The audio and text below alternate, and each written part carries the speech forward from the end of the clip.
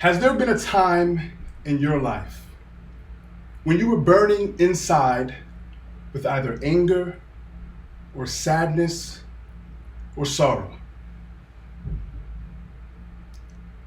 The fires that we go through in our life can make us strong enough to impact our lives and the lives of those around us. Now, oftentimes, when we're faced with fires, at first, we think we can run from the fire to avoid the danger. But what about when the fire is burning inside of you? Madam Contest Chair, fellow firewalkers, I faced my first fire at just 3 years old. You see, my father, a Marine Corps veteran, addicted to heroin, left my mother alone with 2 boys. Her heart was broken and she was devastated. And so she went looking for love in all of the wrong places in the South Bronx of New York City.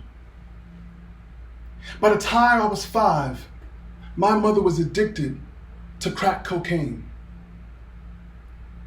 Now, I wasn't overly aware of what that was, but I saw her sometimes struggling, thin, afraid, not sure where we were going to get our next meal from, and I tried to comfort her.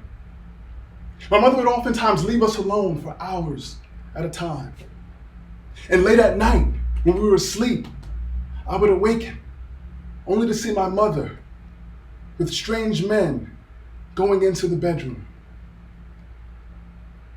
There was one time when my mother left us alone and my brother and we grew hungry.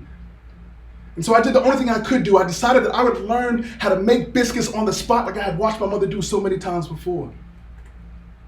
Only this time, I forgot that when I reached in to grab those biscuits that my hand needed to be covered, and I burnt my hand like I had watched my mother do on her crack pipe. My little brother looked up to me, he said, "JaMarr, I'm scared. Are the biscuits okay?"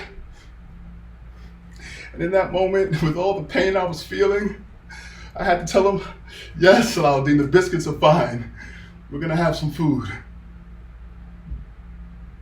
But after weeks and weeks of this type of behavior and activity, I knew that I had to do something about it. And when one of our neighbors called the Child Protective Services to come talk to us, they asked me a question, and I knew I had to tell the truth. In that moment, I knew what my purpose was. They said, "JaMarr, can you tell us about your mommy? Is she okay?" And not knowing where they would take us, I said, My mother needs help. She's sick. Can you help her, please?" And we were whisked away to live with my grandmother.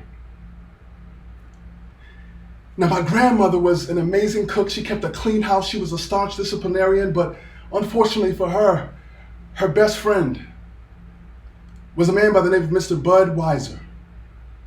And as a functional alcoholic, she started her day, not with coffee, but with Budweiser.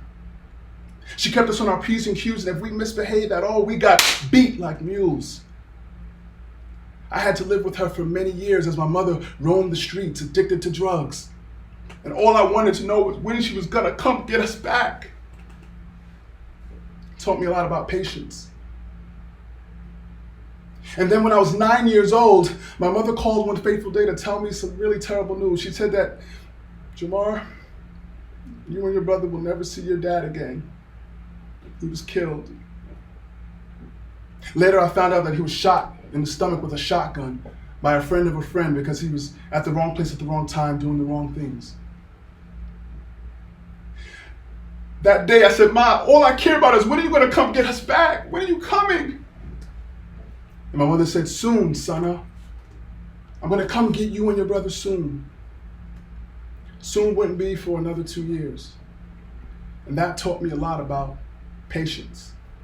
Now, when my mother finally regained custody of me and her now 3 other children, all 4 of us, we moved to the Upper East Side of New York City and Manhattan. And it felt like we were moving on up to the East Side. But it was Spanish Harlem, so it really wasn't that nice. I mean, I was glad that we had an apartment. We all had more room and more space, but there was just so much drugs and violence all around me. I knew that this couldn't be good. My mother regained custody of her children, and now she had a new husband, and things seemed like they were going to be brighter.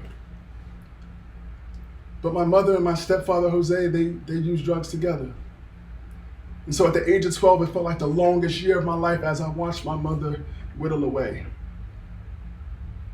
9 months had passed, and by this time, all of my siblings were spread across the city, various boroughs, with relatives. And because I was turning 13, I had to stay with her. But on a fateful day, I watched my mother get down on her knees and beg God to help her, to save her. And she taught me about perseverance. She surrendered herself to God and to her addiction, and she admitted herself into a drug rehabilitation clinic. I had to spend the next 3 months in foster care, wondering if she would ever come back. And she did. And I'm proud to say that my mother, so much perseverance, I'm proud to say that my mother is going on 28 years clean of her addictions. But although we made it through that one fire, I was burning with so much anger inside. I was doing things in the wrong places at the wrong times. I was probably going to end up just like my father, dead in the streets. And I spent one night in jail, and that changed my entire perspective and perception on life. I had to ask myself as I look back, what is my purpose? I know I can have patience, and I know I can persevere through all of this pain that is burning up inside me. So I surrendered to my mother. I said, I'll do whatever it takes. I want to be somebody. And my mother knew she had limited options, and so she sought mentorship from sports and other teachers, and I followed suit.